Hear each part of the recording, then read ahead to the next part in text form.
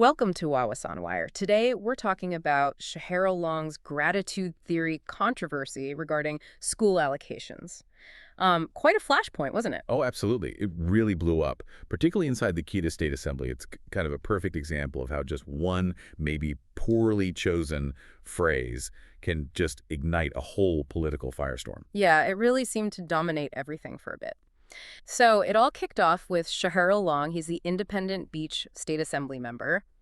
And he suggested, and this is the phrase that caused all the trouble, that the people getting funds for Chinese primary schools and Tamil primary schools should, well, basically first know how to be grateful before asking for more. Yeah. That phrase, know how to be grateful, it's loaded, isn't it? It almost immediately got labeled the gratitude theory. Right, gratitude theory. And the reaction was, well, predictable, very swift.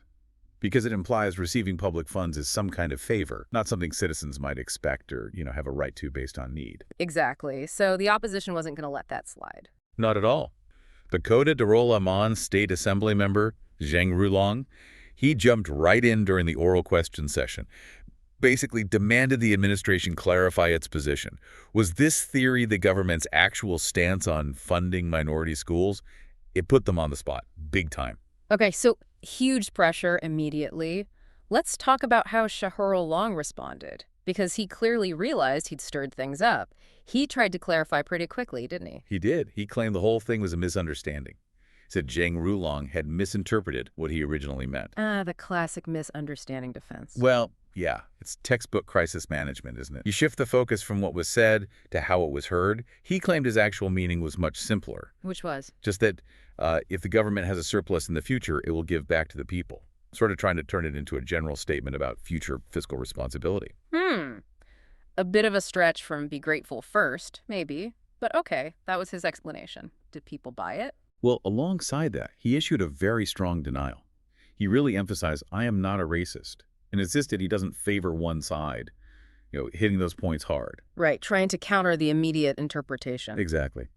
And crucially, to sort of cement this clarification, he made a clear political commitment. He explicitly stated he supported increasing future allocations for both Chinese and Tamil primary schools. Okay, so not just denying racism, but actively supporting more funding. Yes, and he grounded it in their status as citizens. He said they are similarly citizens of Kedah. So the basis for funding isn't gratitude, it's citizenship.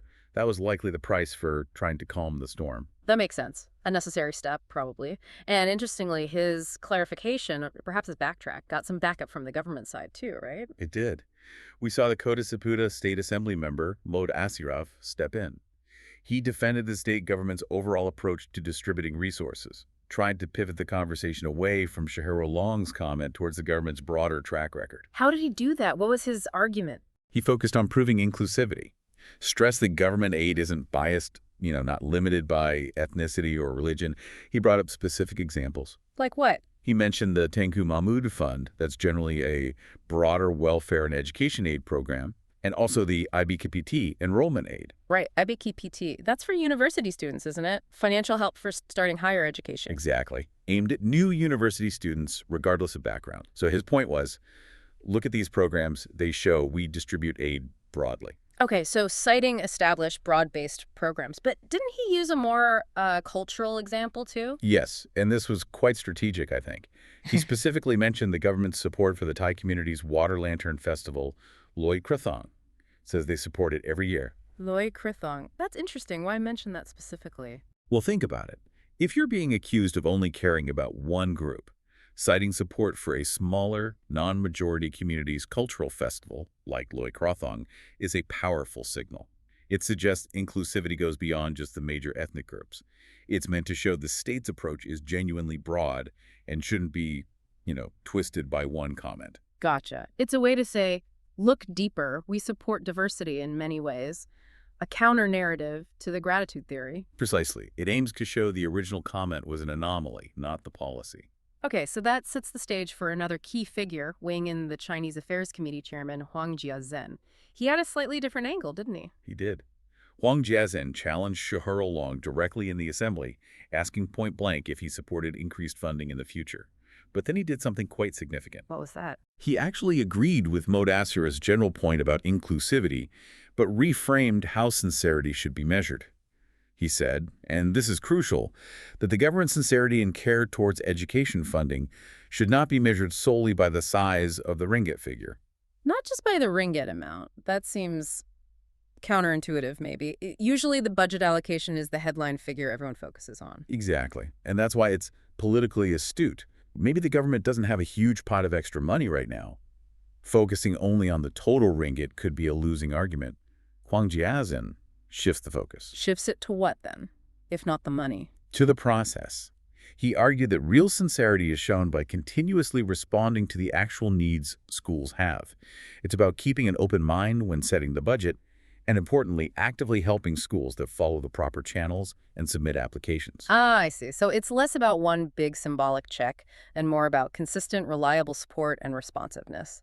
Precisely. It's about accountability in the process, day in, day out. Not just a once-a-year budget fight. It demands ongoing proof of commitment, which is maybe harder for the government to deliver consistently, but also harder for the opposition to criticize with just one number. That's a really interesting pivot. From outcome the ringgit total to input and process how the system works. Yes, and Huang Jiasen used this moment to also make a strong plea against politicizing the issue. He urged the opposition not to just oppose for opposition's sake and called for focusing on constructive debate rather than, pointless political fighting over semantics. So positioning the government side as focused on practical solutions, while maybe subtly painting the focus on the initial gratitude theory comment as less productive. You could certainly read it that way. It's about moving the conversation onto more favorable ground, the ground of process and long-term commitment, rather than arguing about one controversial quote or a single budget number. Okay, so let's recap the journey here. We started with Shahirul Long's really inflammatory gratitude theory comment. Which sparked immediate outrage. Then came the quick clarification, the misunderstanding claim, the denial of racism, and the pledge of support for future funding increases. Followed by the government's broader defense, using examples like the Tengku Mahmud Fund, Iba KPPK, even Loy Krathong, to argue for genuine inclusivity. And finally, that really key intervention by Huang Jiazhen, shifting the debate away from just the ringgit amount towards measuring sincerity through ongoing process and responsiveness to actual needs. Yeah, that shift is probably the most significant political maneuver in the whole affair. It reframes the entire debate. Is sincerity measured by the total cash allocated or by the consistency and fairness of the system over time? It sets up this tension between, let's say, symbolic financial gestures and practical ongoing operational support. It really makes you think, doesn't it? Especially in today's political climate, where things spread so fast online. A phrase gets picked up, becomes a weapon almost instantly. How quickly can these sorts of misunderstandings, as they called it, actually be fixed before they do lasting damage to public trust? That's the million ringgit question, isn't it? Can you effectively correct the narrative once it's out there? And is focusing on process over money, as Huang Jiazhen suggested, a genuinely better way to build trust in the long run? Or is it perhaps just a very clever way to manage expectations when the big funding increases aren't immediately possible?